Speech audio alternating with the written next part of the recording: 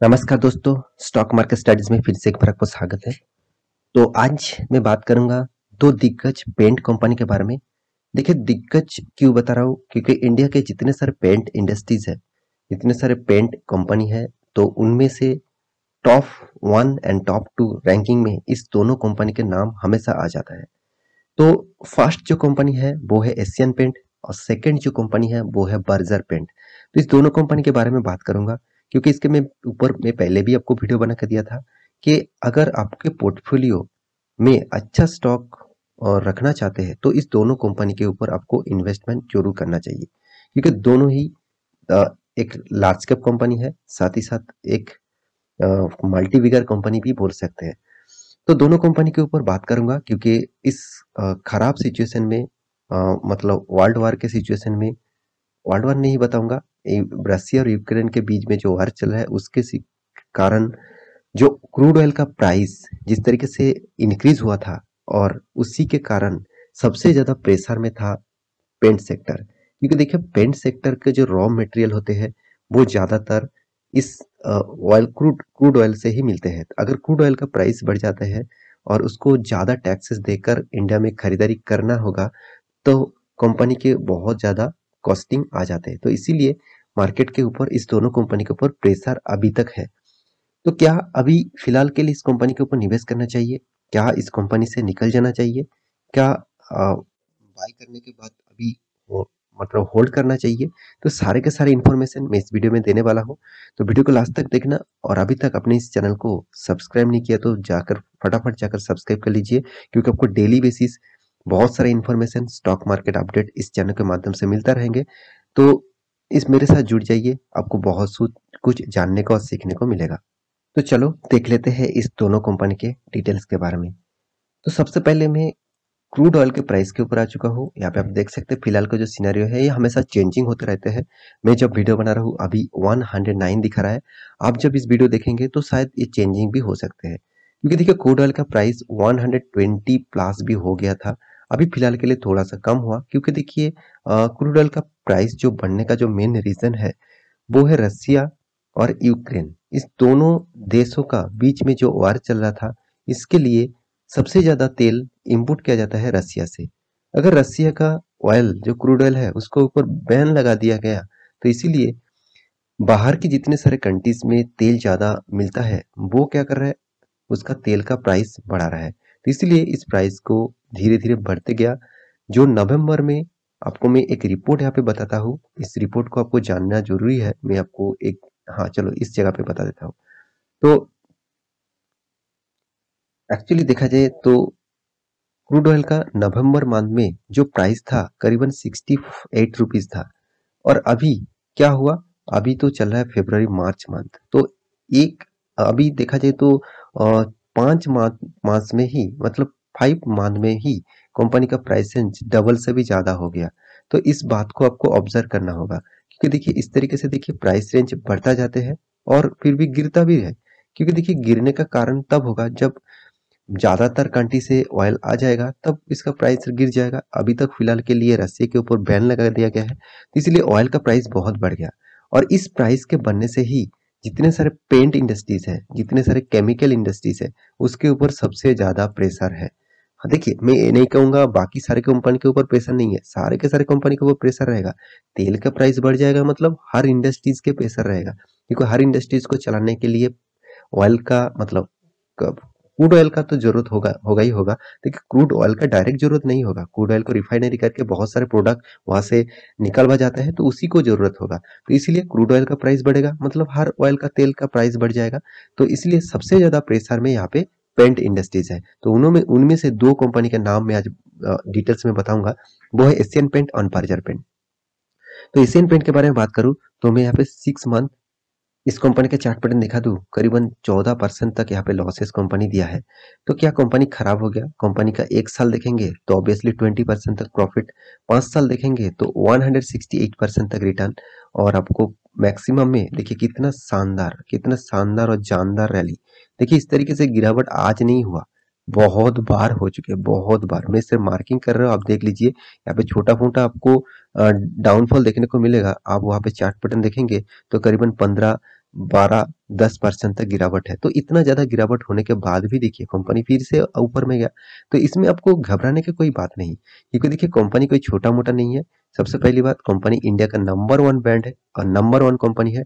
सिर्फ इंडिया के नहीं, एशिया का भी नंबर 1 कंपनी है, ठीक है? एशिया की नंबर 1 कंपनी आप बोल सकते हैं एशियन पेंट को, क्योंकि इसका मार्केट कैपिटलाइजेशन भी देख लीजिए, 2,79,000 करोड़। कोई छोटा-मोटा कंपनी तो नहीं है।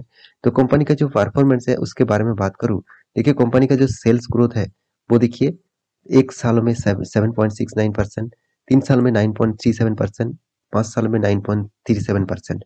प्रॉफिट ग्रोथ के बारे में बात करूँ तो 15% प्रॉफिट ग्रोथ 1 साल में, 3 साल में 17%, 5 साल में 13%। ओवरऑल बात करूँ देखिए सेल्स ग्रोथ भी जबरदस्त है, प्रॉफिट ग्रोथ भी जबरदस्त है, क्योंकि कंपनी दोनों तरीके से खुद कंपनी को ख्याल रख रहा है। रिटर्न ऑफ इक्विटी अच्छा खासा लगेगा, 28% था 1 साल में, 3 साल में 27%, 5 साल में 27%। ओवरऑल एक अच्छा लेवल में है। रिटर्न ऑफ कैपिटल एम्प्लॉयड मतलब पार्क कैपिटल में एम्प्लॉयड का रिटर्न कितना मिला है, तो आप देख सकते हैं ईआर वो 1 साल में 38%, 3 साल में 38%, 5 साल में 39%। ओवरऑल हर पॉजिटिविटी यहाँ पे आपको देखने को मिलेगा। और एक चीज मैं जरूर कहूंगा, company totally totally debt free है, टोटली डेट फ्री है। तो डेट फ्री कंपनी, इतना शानदार परफॉर्मेंस, तो आपको इस कंपनी के ऊपर जरूर सोचना चाहिए। इंटरेस्ट कवरेज रेशियो भी शानदार है। यहाँ पे देखिए कंपनी के प्राइस टू कैश फ्लो मतलब कंपनी के कैश फ्लो भी देखिए 80% कैश फ्लो है, कोई खराब नहीं है, जबरदस्त है। और कंपनी का जो पेट है, CFO है, वो 5% एवरेज, सॉरी 5 साल में 1% एवरेज है। तो इस कंपनी के अच्छा खासा ग्रोथ यहाँ पे आपको देखने को मिलेगा। साथ ही साथ शेयर होल्डिंग के पैटर्न के बारे में बात करूँ तो प्रोमोटर के पास देखिए 52%, एफआईएस ने 20%, पब्लिक 90%, डीएस 7% और सॉरी 7% और अदर्स बच के कुछ भी नहीं है। तो ओवरऑल बात करूं, हर इंडस्ट्रीज इसके ऊपर इन्वेस्ट करना चाहते हैं। तो आप अभी तक निवेश नहीं किया है तो जरूर इस कंपनी के ऊपर सोचिए। तो दूसरा जो कंपनी है वो है बर्जर पेंट। ये भी मेरा एक फेवरेट स्टॉक है, दोनों ही कंपनी मेरा सबसे ज्यादा फेवरेट है।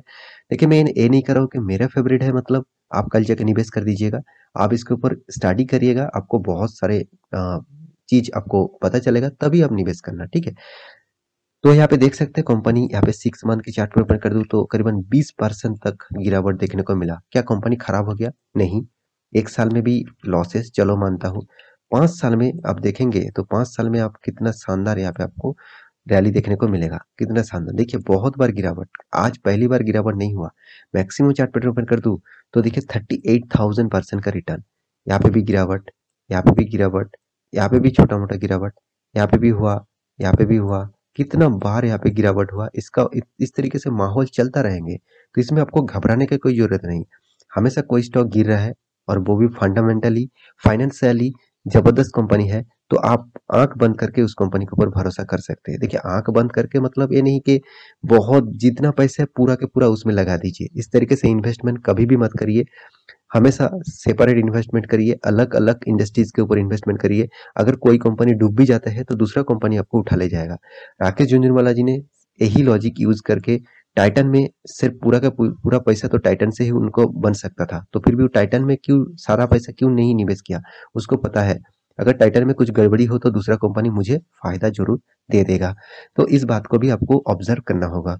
तो देखिए बर्जर पेंट इंडिया का सेकेंड लार्जेस्ट पेंट इंडस्ट्रीज है, 65,000 करोड़ इसका मार्केट कैपिटलाइजेशन है, कोई छोटा मोटा कंपनी नहीं।